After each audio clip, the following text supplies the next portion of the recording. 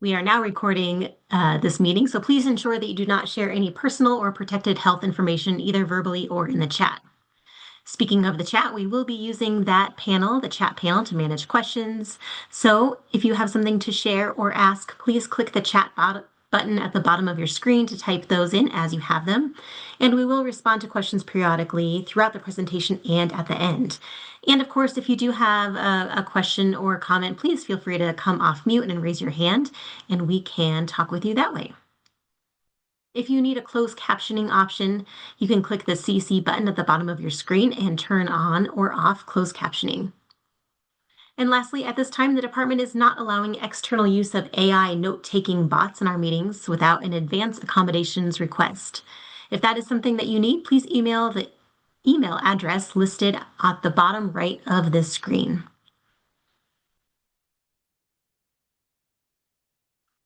What we do here at HICPUF is administer Health First Colorado, which is Colorado's Medicaid program, Child Health Plan Plus, and other healthcare programs for Coloradans who qualify. And our mission is to improve healthcare equity, access, and outcomes for the people we serve while saving Coloradans money on healthcare and driving value for Colorado. We have a nice agenda for today. We are going to be hearing first from April Bozarth.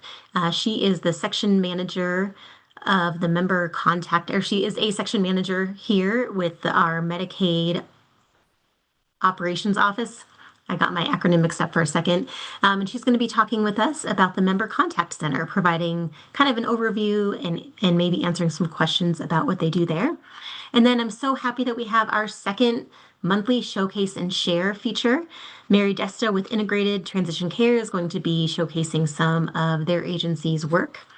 And then lastly, we are going to have our monthly check-in with Assure Care to answer some questions about the care and case management system. And then, of course, at the end, we always save time for some questions and open discussion. If anyone has any questions or comments to start us off, that is fine. I'm happy to take them, but otherwise, I will pass it on to April. Great. Thank you very much, Amy. Thank you all for inviting me in today. I'm going to talk a little bit about what the Health First Colorado Member Contact Center, how we support members, how we work with our external partners. And, as Amy mentioned, if you have any questions, we'll have plenty of time for you to either use the chat or to raise your hand and ask. And so, Amy, if you could advance the slide for me. Okay, great. Thank you. So, again, today we're just going to talk a little bit about what we do, how we work alongside our other partners. They might be ones that you are familiar with. There may be some new ones that you may hear about today. And then really share across the board. Our goal, I think, across a HICPUF is really how we're trying to make things easier for our members and how they work with us and how we get them connected to the services, resources, and supports that are available to them. Next slide, please. So who we are small, but we are very mighty. So my team consists of 3 team leads and 3 supervisors. Our areas of expertise really rely around benefits and programs and eligibility. Billing and claims and pharmacy benefits. So my team really centers on ensuring that members go, if things don't make sense, how do we get them connected? How do we make them aware?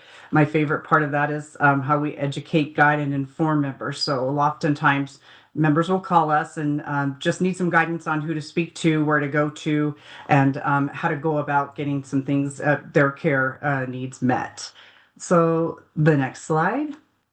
At a very high level, we provide that support. We help resolve issues. This kind of sounds a little bit redundant, but we really do spend a lot of time focusing on billing, pharmacy, and access to care. Members will call us if for some reason, say an old third-party liability, an old private insurance shows up in their account, and when they're at the pharmacy and it's interfering with their ability to get medications or prescriptions, they can call us and we walk them through the process of how to remove those barriers. And so at best, we really do our best to just try to hopefully provide first call resolution for folks when they call and have questions. Our next slide.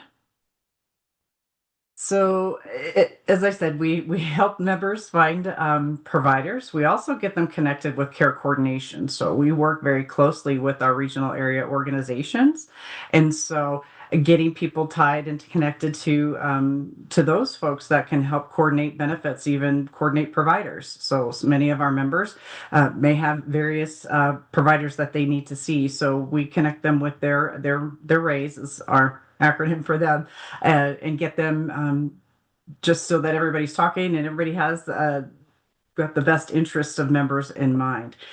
We also do something what we call provide proof of coverage. Oftentimes, members will need just to prove to providers that they are covered with Health First Colorado, and so we provide a lot of those types of benefits and support services to them.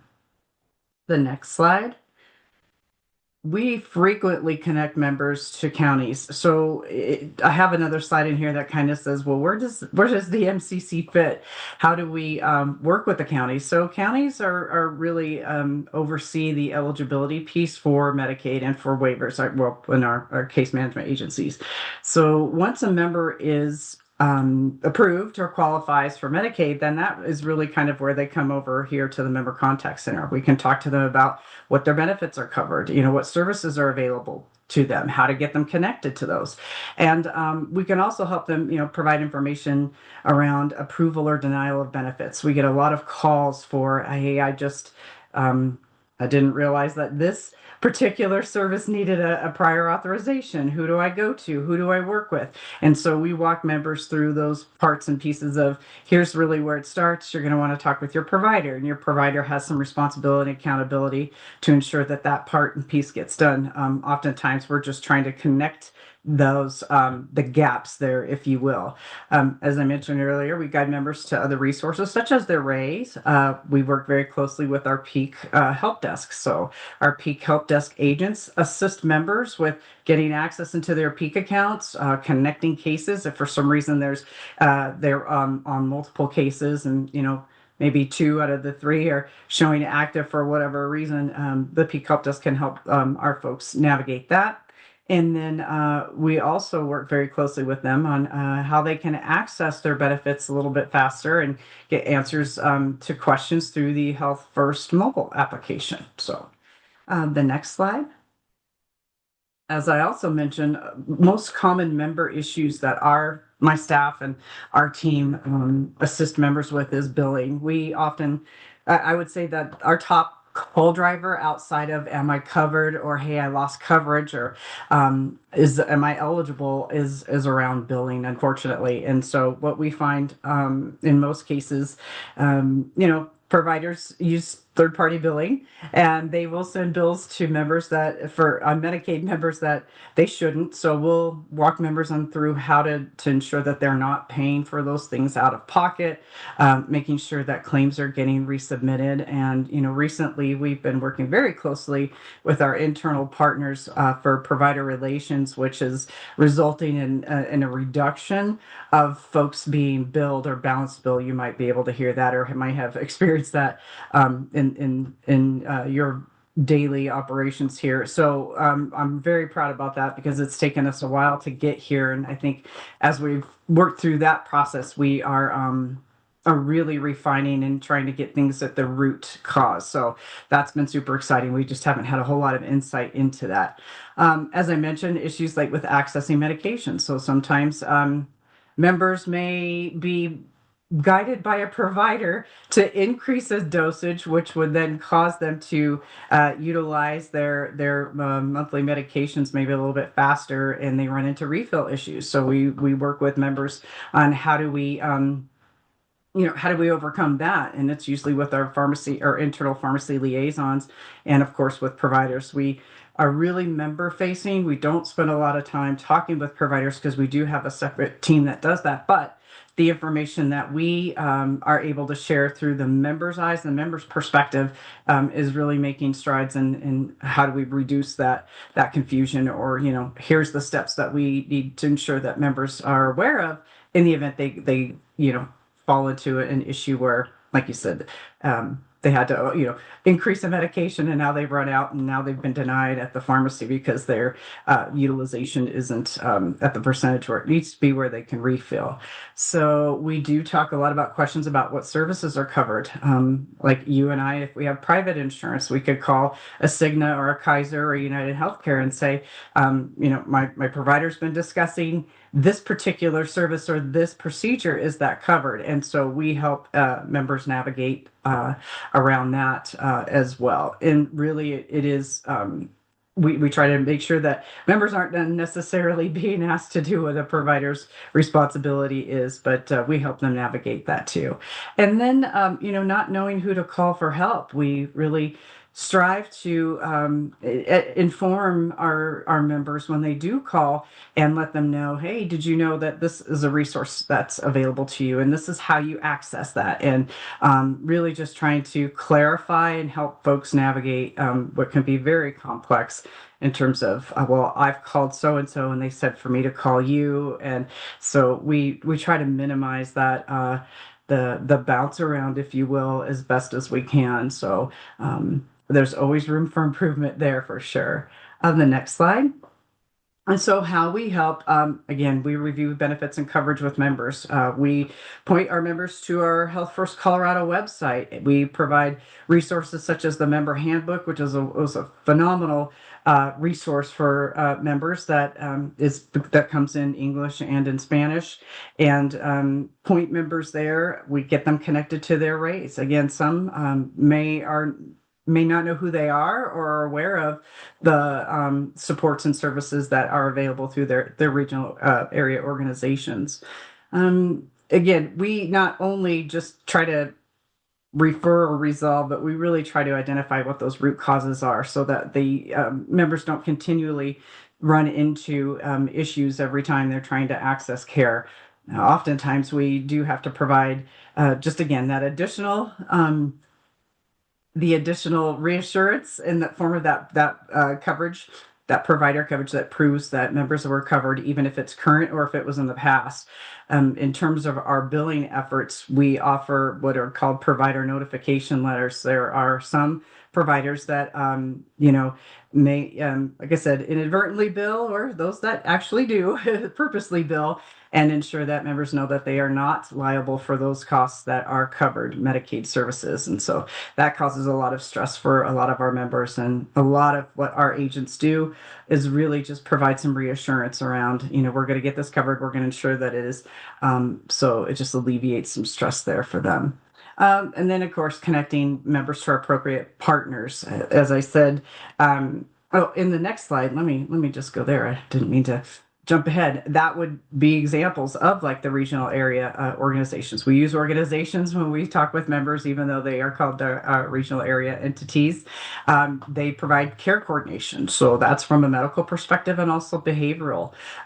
We also contact members, get them back in contact with the counties, and that's for eligibility. So anytime they might have a change in income or household composition that would impact their eligibility, the counties are responsible and accountable for ensuring that, those updates are made to, continue coverage. Also about renewals.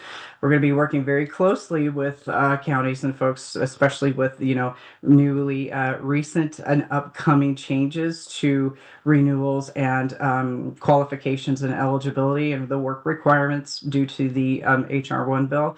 So we're still in the infant stages of that from a member contact center perspective, but we've been working very closely with internal partners to ensure that we're guiding members accordingly there, and that we keep people covered, and that's our biggest goal.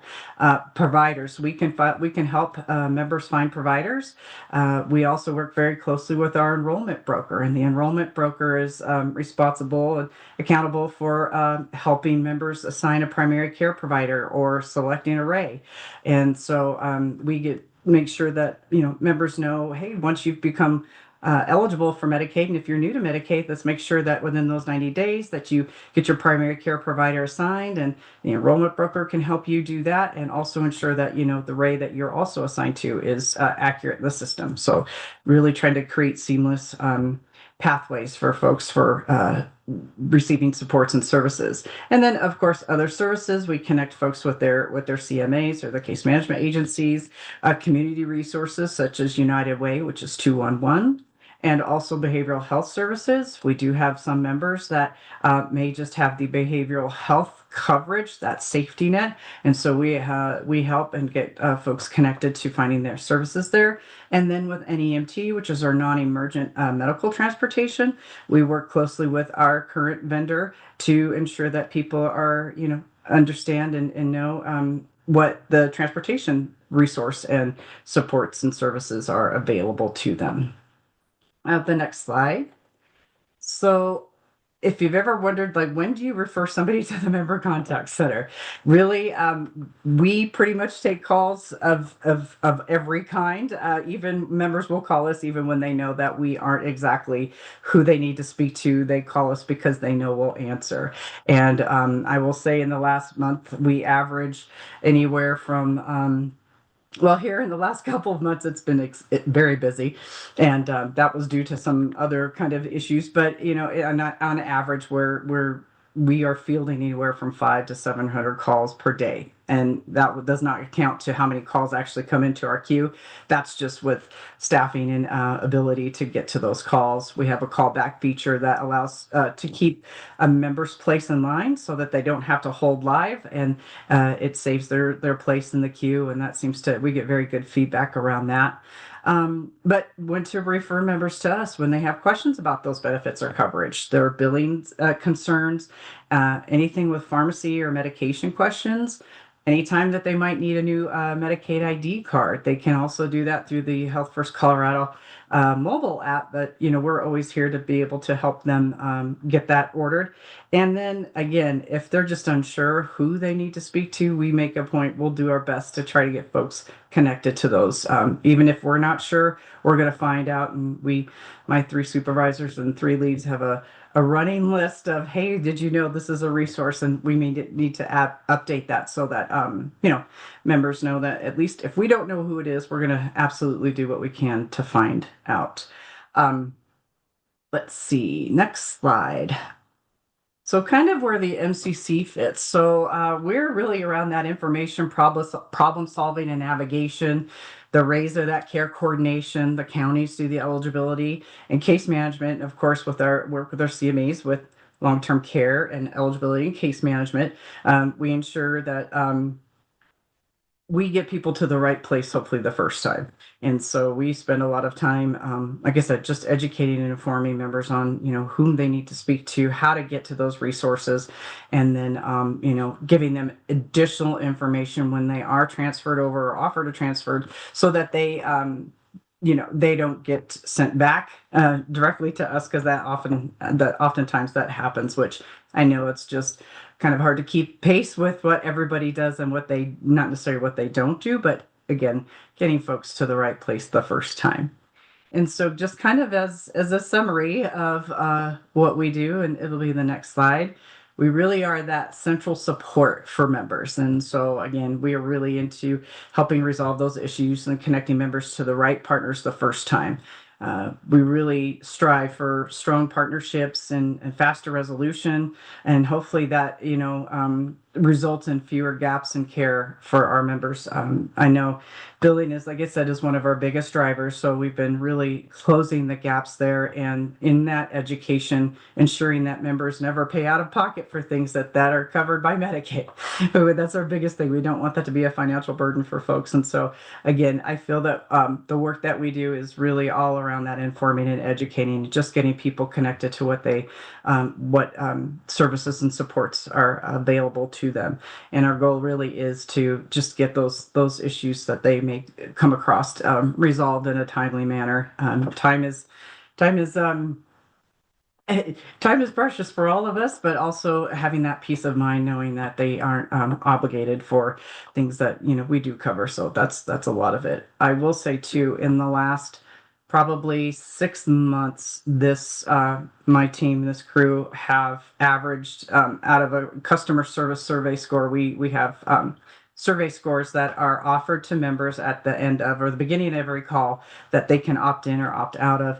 And in the last 6 months, with all the changes, and I can even go back a year, I can honestly say within the last year, and of course, all of the changes and all of the rhetoric that comes out from a federal level that our agents have scored the highest score, which is a perfect 4 on customer service because members report that they when they do call us, even if we aren't even if we can't help, that they're treated with respect and with dignity, and they feel that they are truly supported, that our folks care. And being as small as we are, I have, like I said, I have 19 staff, and 18 of them are on the phone, and one is a sole chat agent, is something to be super proud of, because that tells me that we're really, at least, people feel cared for, and that, that they can rely on us. And so, yeah, I had to share that because it's their work, but it's definitely not me. We have a wonderful culture where our agents feel super supported, and can make good decisions, and just really want to do more than we can sometimes for our members. So, that's, I think the next slide is just for questions. And I know Amy can share contact information. You're always welcome to reach out to me or my team, and we can always help in any way we can get connected. And I want to thank you for your time, for being invited today. So if we have any questions, I can take a breath and some water. So much, April. This what great information and what a great resource. And did I miss it? Did you share how individuals can reach the member contact center? I Was that did. on previous slide that I missed? I apologize.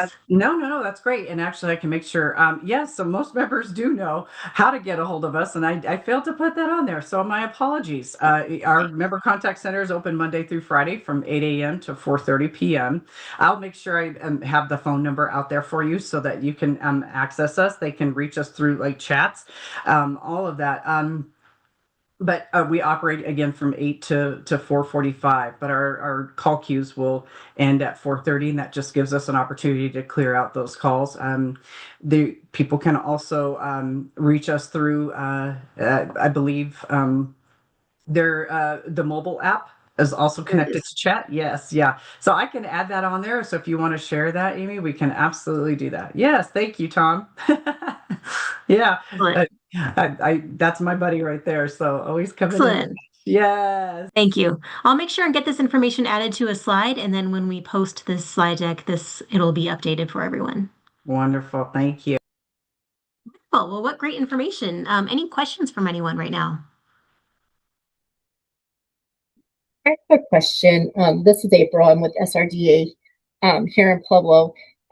We actually host the 211 for Southeast Colorado. Um, and I noticed on one of your slides you had 211 on there. What type of information are you working with Sarah to put information regarding these changes on 211? Because I know our Mile High is the one that's in charge of like our website and stuff. So are you working with them on trying to like update some information on that? So if I'm understanding you, we don't necessarily, I will tell, we use 211 for members as a resource for anything that's non-medicated related that we know Okay. could be assigned, yeah, from a community perspective. But that's not something that at least my team and my department works directly with them in terms of what is offered, how that information is updated. And I'm not quite sure who our contact might be in here with HICPUF, but that might be one, Amy, that we could follow up on, because that would be one great to hear, just to ensure that we are sending people to the right place, and that they are finding what they need, and that we have our resources correct. Yeah. I know right now we work with Sarah Hefner and she's with CDEHS. Yes, then Yeah. that would be So, be the main contact. okay. That's great. Yes, good. Perfect. Okay. Thank you. Absolutely. Question. Any other questions for April? Hi, this is Lisa Payne. I'm with Mi Casa Transitional Services out of Pueblo. My question is, are you guys able to assist with any like county to county transfer type situations or people who have been in the community for quite some time? This is completely from a transitions perspective and they don't have a PAR, they're not receiving the benefits that are entitled to them. That's a great question. Thank you, Lisa. While we don't directly have the ability to assist in those case-to-case transfers, we do have our internal resources like our county relations folks that we will escalate those to. So if a member were to call us and say, "Hey, I'm having this problem with, I'm moving from El Paso County to Adams County, and my case still shows this, and it's becoming a barrier to care," we can absolutely help facilitate that and ensure that that problem gets sent in to the right hands here internally with us. If we could absolutely do that, we would. I have my soups that are all have a county experience from eligibility and long-term care supports and services. We chomp at the bit because we're a little limited on being able to help that, but we can absolutely facilitate that and ensure that people are getting that resolved. Great. I really appreciate that. I just think you'd probably be an extra resource. Instead of us always tracking down, it'd be nice to have, an advocate from another avenue, especially for our members. Because we have two people that have transitioned to another county, and it's been like 5 months almost. And they're telling us that the case was transferred, but then the other county is telling us it has not been transferred yet. So it's really putting our clients at risk. So I really appreciate the information. Thank you. You're very welcome. And Amy, you are more than welcome. We can add my email address to here. That if you ever come across that, please feel free to send that directly to me, because then I can get that to my team and we'll get that escalated internally. And then there's a whole process around, follow up and ticketing and, and reporting, because I would also like to see what the lifespan of us getting those types of things resolved, but also hopefully preventing them from really happening. So the more that I can share that internally here, then hopefully we'll get a little bit faster response. So that you're right. So we ensure that people still remain covered and that they're still getting those services. So thank you, Lisa. Perfect. Thank you so much.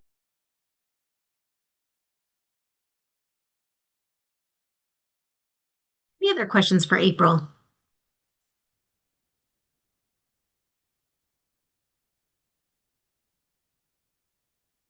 All right, April, thank you again so much. This is great information. And along the same vein, I want to just remind everyone who is involved with members enrolling onto long-term care Medicaid that we do have the feature available here internally within our escalations process to submit a request for an eligibility check for a member. Kind of along the same vein of getting kind of immediate responses about member status and kind of what a member should do next. Just kind of along with all of the great resources with the member contact center, I wanted to make sure that this was on everybody's radar as well. And we can make sure to include the link to where to submit an escalation or grievance form in the chat. Thank you And so much. we're all aware of that. This is just going to be another good resource for everybody. Absolutely. These two cases, I mean, we've utilized all of those. Angela's amazing. But it's just any resources that we can use, because we just seem to be having difficulty no matter what avenue is pursued. So yeah, no, we appreciate everything that everybody does and the escalation form with the state as well. So thank you, Amy.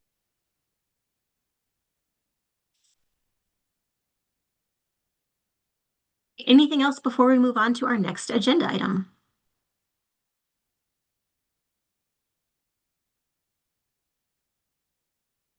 All right, then, Mary, if you're on, we are looking forward to hearing an update and presentation about integrated transition care.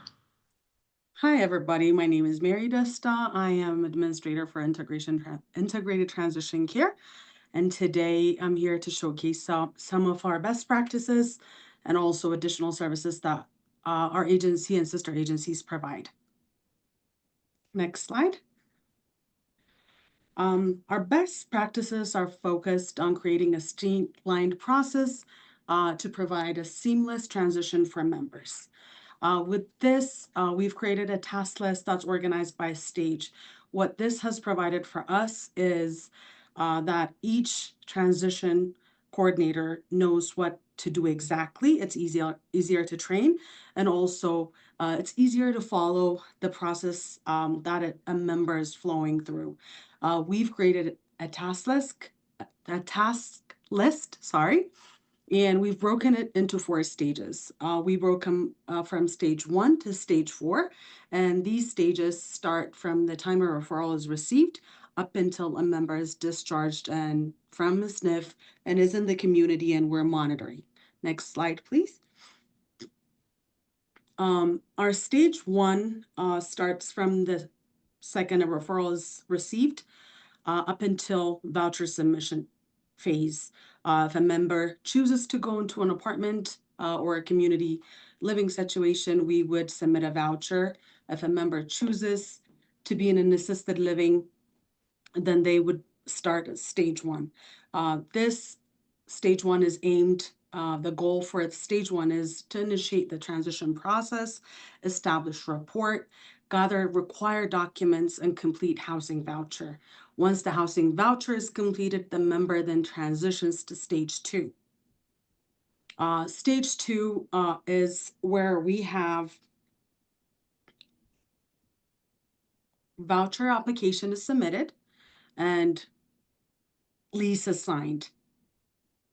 In this step, we have steps in the stage that has task list for each transition coordinator to do, outlined very simply, clearly stated to support the member through the voucher approval, housing search, and lease signing. And once the member signs their lease, then they're moved to stage 3. And the goal in stage 3 is to prepare the member to transition from SNF to discharge into the community. Here, we're focused on making sure that the member has everything that they need once they're in the community. Is it DME supplies, discharge planning at the facility, every step that's needed to make sure that the member is continuing to get the services that they're getting in the facility in their home. Once we have that and the member discharges into the community, then they move into stage 4. Stage 4 is community monitoring and HCBS setup. At this time, when we put members in stage 4, what we continue to do is support and monitor the member after transition to ensure long-term stability and independence. There is a lot of time that is spent in stage 4 to make sure that the members don't end back into a nursing home. Our monitoring is pretty streamlined. What we provide to each individual member is based on the scoring that was done. If a member is independent, self-sufficient, we don't have a fierce risk that were risk during our risk mitigation process, we would see them 1 to 2 times a week or upon request. If they're a higher risk, we would see them 3 times a week, up to 4 times a week, up until HCBS services are set up. Once this HCBS service is set up, we just do monitoring, monthly monitoring. All right.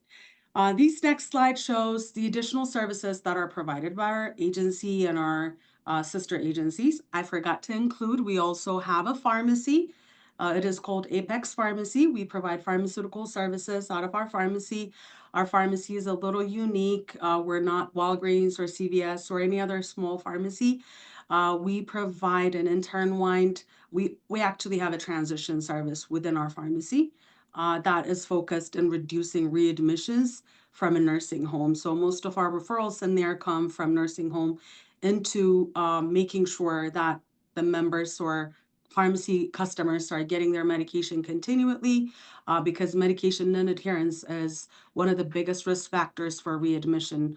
It might be a blood thinner or an antibiotic that patient is getting at discharge. They just want to get home. They don't get it for a few days and they end right back in the nursing home.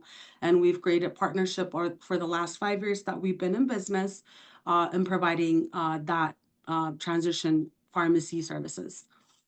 We have an unskilled Class B agency that provides homemaker, personal care, and home health services. We provide life skills training. We provide peer mentorship, and we have an adult day center as well. It is called Apex Adult Day Services. I have found the daycare to be a great resource for most members that are in the transition program. Um, what it helps is that they've been in a community setting where they have friends, they have a roommate, they have someone for that um, interaction that they need, the human interaction that they need. And all of a sudden, they're taken out of that environment and they're in their own apartment. So the first few weeks, up to months, is very difficult. So if they show interest, we will definitely let them know about conflict of interest. They don't even have to come to our agency or to our day services. If they're in Lakewood, we'll find a resource and connect them with that and try to have them to go. Um, all right, next slide. At our day center, we host events and we host them quarterly to highlight the services that we provide. Apex Adult Day Services is the one of the only adult daycare that provides daycare services to individuals disabled above the age of 18. That is not culturally focused. We accept and admit anybody that is wanting to come. We have an open door policy. You don't have to speak a different language. You don't have to. The other daycares that are in the Denver metro area are focused ethnically. There's daycare for a Chinese community, Middle Eastern community. All the employees and everybody in that center would be, the services would be catered for that culture. Our center is one of the very few that is focused on providing care for everybody. We're a melting pot of daycares.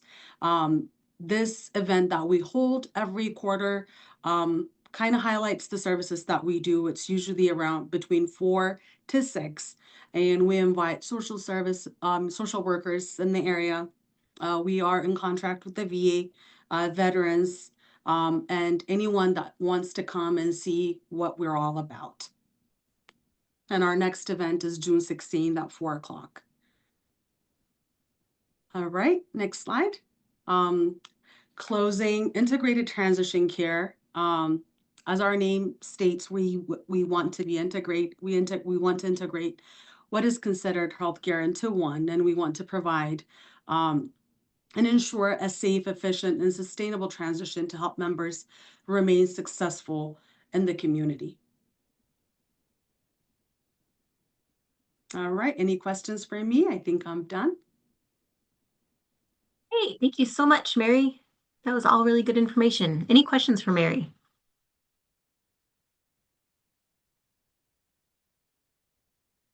All right, gold star to Integrated Transition Care for being our second showcase and share presenter. Thank you again so much.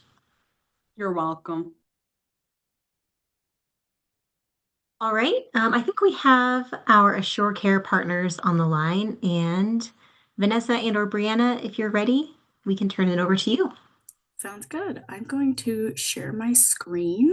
Sounds good. Let me stop sharing real quick, and I think I enabled you to do so, but tell me if not. I believe so as well. Let's see, should I share my the application, or I'll try the application. We'll see. Let me just first the items and documents, just to level set. The items and questions that we had for this month were regarding the creating, storing, and sharing of documents in CCM, and then also how to send a task specifically to a case management agency regarding a document. Sounds good. Thank you to those of you who filled out that Google form that we send out every month. And these were the questions that came from there. And so just as a reminder, we send that out every month. So please feel free to include your comments or questions or feedback about CCM that our Assure Care team can respond to. Thank you. All right, sounds good. So we are answering the question, can we share documents with other users, like for instance, for example, a case manager or case management agency.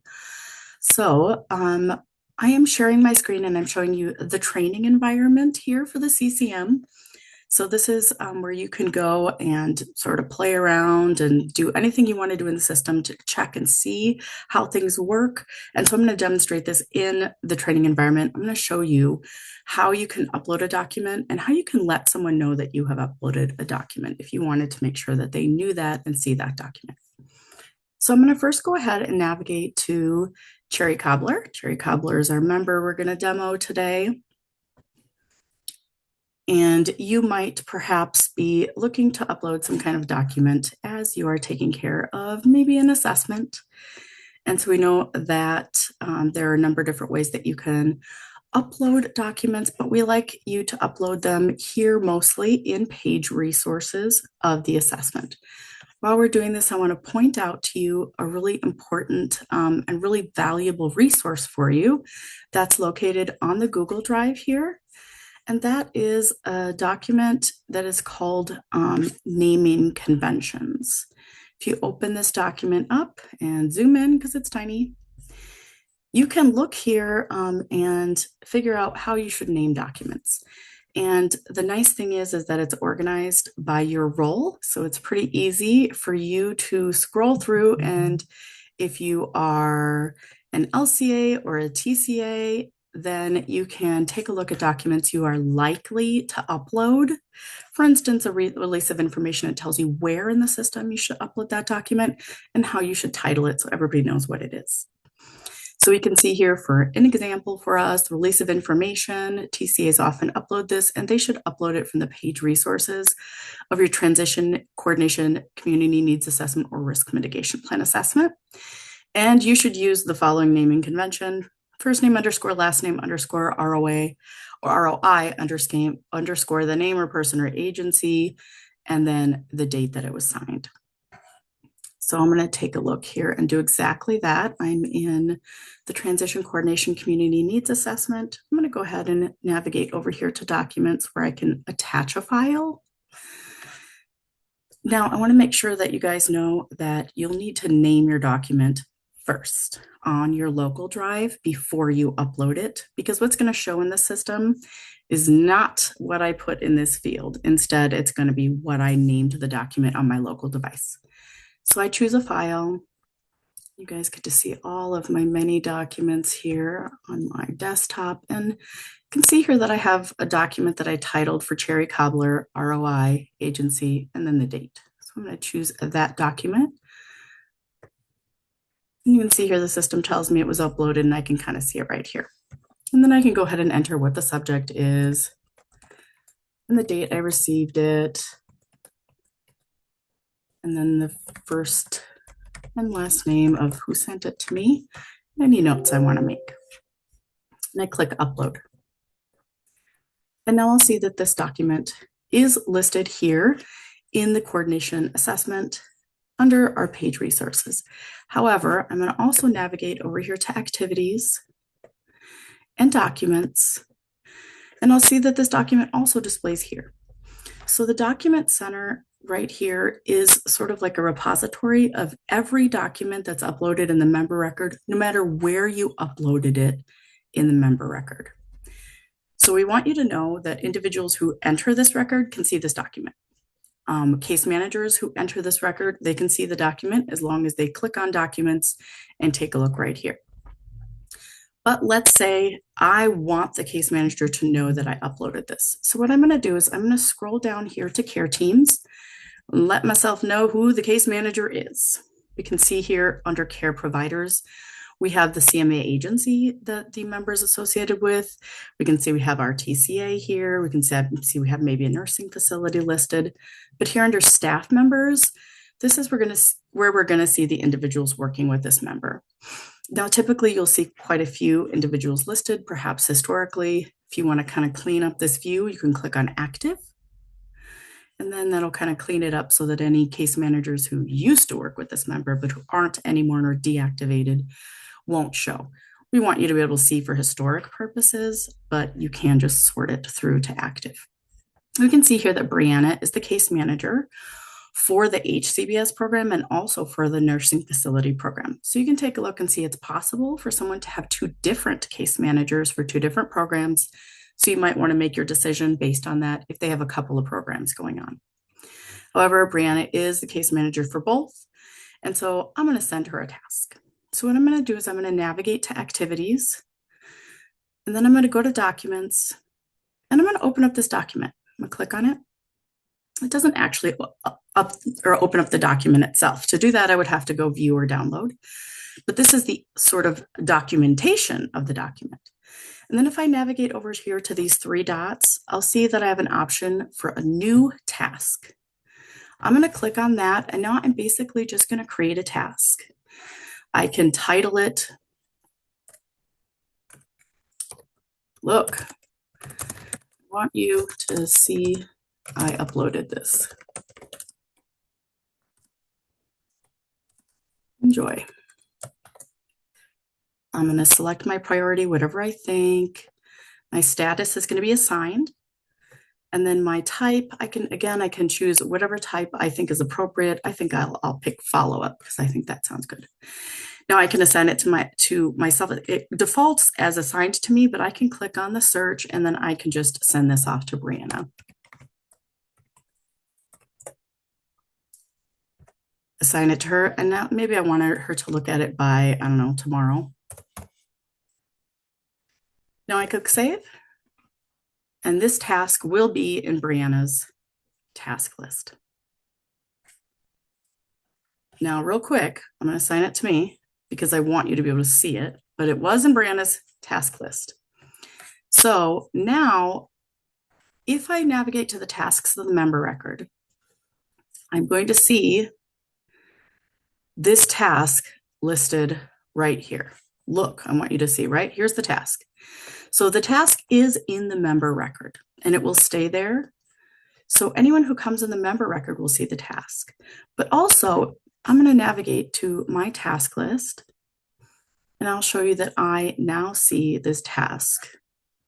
Got to make sure I put all on my task list so that if I'm the case manager, I see that you sent me a task. And then this is what is really nice about this feature. If I click on the task, it brings me directly to this document area. And so that's how you can kind of let another user of the system, a case manager, another transition coordinator, anyone you want, let them know that a document is here. Now I want you to be aware that you can create tasks from a lot of different places in the system. Here's the tasks area. You can create a task here. On your dashboard, you can create a task here. So there's a lot of different areas for you to create tasks, but this specific process that I just walked you through, where we navigate to the document that we just uploaded and then select the three dots area, that's going to send the person who gets the task directly to the document. Otherwise, it'll just send it generically to the member record, and they'll just have to take a couple clicks to navigate to the document center. So this is how you can let somebody know that you uploaded a document into a member's record. Do we have any questions about this process? Was this helpful? Is this what you meant by that question?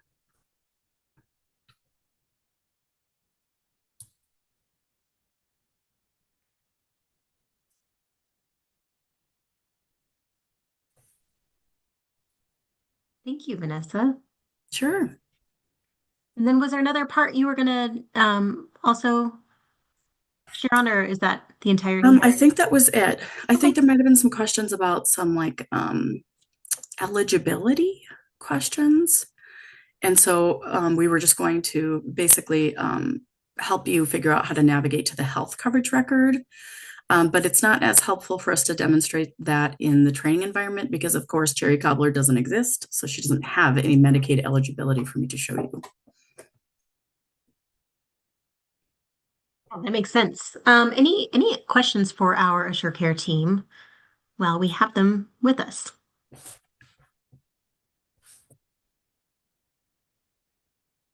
I have a question. Oh, yeah, please. Sorry. I have a question on this. So we get face sheets from the LCA. So when we go in and we're providing education, we usually get the face sheets. the issue that we're running into is our TCAs are going in, and sometimes the social workers or the facility is not giving them the face sheets. Is this somewhere where we might be able to upload face sheets? Like, I don't want to start doing that, and I don't know, like, regarding HIPAA and confidentiality and stuff like that. I don't know if this would even be a good place to put stuff like that in there, only because it's open to other people outside of TCAs and LCAs. What are your thoughts on that? So I'll definitely want to defer to the department on what they think about that, but I can tell you that only individuals who are, so the CCM system is designed to exclude access to members to everyone who doesn't need to have access. So you can't even access a member's record unless you are the assigned CMA or TCA or LCA. So that might help in answering that question, that random people can't come and look at this. Only individuals who are signed here to the care team are able to view this member's record and any of the documents associated in the member's record. Okay. Thank you. So Amy, do you think that's okay to upload those types of documents into the CCM? Certainly you can upload any document you want into the member's record from a system functionality perspective. And if we need to wait on that on an answer, because I know there might be like some other like logistics and stuff that they need to look into, I'm fine with that, but I just think that would be a good area to have it at. As long as TCAs have access to that too, right? So as long as TCAs and they all have access to it. Okay. I So think that's a good question. Oh, sorry. Go ahead, Vanessa. I was going to say, so a TCA will only have access to a member record if they're the assigned TCA. If they're the assigned TCA, okay. And once they are the assigned TCA. Got it. Okay. Thank you. Mm-hmm. Sorry, Amy, go ahead. No, that's okay. I was just going to say, if needed, we can, kind of take that back to make sure we're providing the correct answer on that. Any other questions for Vanessa?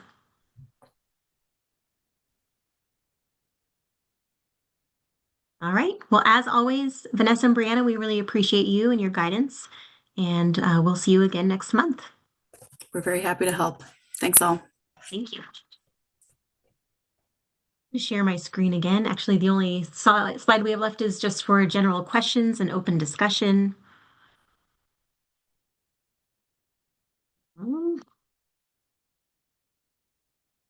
There we go.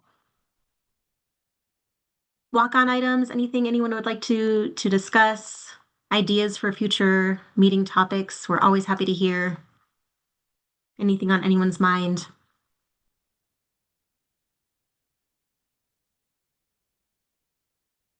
Of course, last but not least, I wanted to encourage another agency, our next agency, who would like to be featured in our Showcase and Share feature every month to come, and just like Love Foundation 303 did last month and Integrated Transition Care did this month, they each did such a great job of kind of highlighting some of the attributes of their agency, different services they provide, and just some ways that they conduct their business. And if you'd like to speak up now about if you'd like your agency to be featured in our June TSAC meeting, we'd love to have you. Otherwise, we will reach out to a couple of you to see if you would like to be next.